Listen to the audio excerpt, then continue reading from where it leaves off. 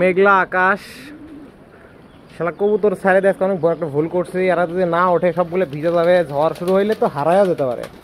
খুব আকাশে মেঘ করছে।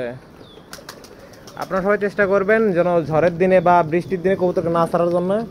সকালে আমি ওয়েদার ভালো ছিল, ছাড়ছি। এখন তো এই দেখেন বৃষ্টি হয়েছে, পানিগুলো জমে আসছে ওই কানি দিয়া, এগুলো ভিজে মুজগুলো সব ভেঙে গেছে।